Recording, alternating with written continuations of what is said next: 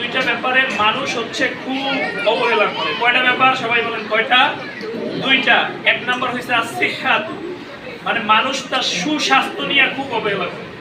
এটা যেমন আমিও করি, আমরা অনেকেই করি। যখন আমাদের শরীর সুস্থ থাকে তখন দেখা গেছে আমরা স্বাস্থ্যের প্রতি কোনো গুরুত্ব দেই না।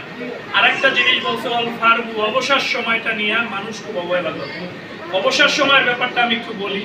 আমাদের এখন অবসর সময় কাটে টিভি দেখা, মোবাইল টিপা, ফেসবুক চালায়া, কম্পিউটারে গেম খেলা, ঠিক না? আসলে এই অবসর সময়টা আমরা জিকির আজকার, তসবিহ, তাহলিল, পড়াশোনা কিংবা কোনো ভালো কাজের মাধ্যমে যদি কাটাইতে পারি তাইলে আমরা এই হাদিসের মূল তত্ত্বটা অনুধাবন করতে পারবো। এই জন্য প্রিয় বন্ধুরা আমার, আপনাদের কাছে আমার সর্বশেষ মেসেজ, মাদ্রাসা শিক্ষার সাথে সম্পৃক্ত আমরা থাকবো সবাই ইনশাআল্লাহ। কারণ এই শিক্ষাটা শিকড় আল্লাহ রাসূল সাল্লাল্লাহু আলাইহি ওয়াসাল্লাম থেকে শুরু করে নিয়ে আজকে পর্যন্ত এখান পর্যন্ত আসতেন।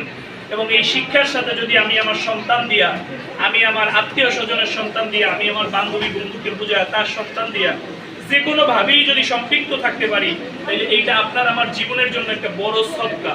আপনার পরামর্শে যদি একটা সন্তান মাদ্রাসা শিক্ষায় শিক্ষিত হয়, এই সন্তান তার জীবনের যত শিক্ষা দিবে, যত ওয়াজ নসিহত করবে, যত নামাজ পড়াইবে, তাসবিহ তাহলিল তাহমিদ করবে, এর সওয়াবের একটা অংশ আল্লাহ রাব্বুল আলামিন আপনার আমলনামায় দিবেন। সুবহানাল্লাহ।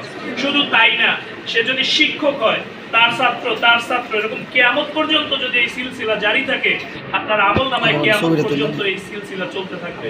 সর্বশেষ আপনাদেরকে এই মেসেজটা দিতে চাই, আমরা সবাই মাদ্রাসা শিক্ষার পক্ষে থাকব, সাথে থাকব, এবং যেই মাদ্রাসায় যেই প্রতিষ্ঠানেই আমাদের সন্তানরা পড়ুক না কেন, মাদ্রাসার পক্ষ থেকে যদি এরকম কোনো ক্রিয়েটিভ অনুষ্ঠানের আয়োজন করা হয় আমরা তাহলে স্বতঃস্ফূর্ত অংশগ্রহণ করবো ইনশাআল্লাহ। আসসালামু আলাইকুম।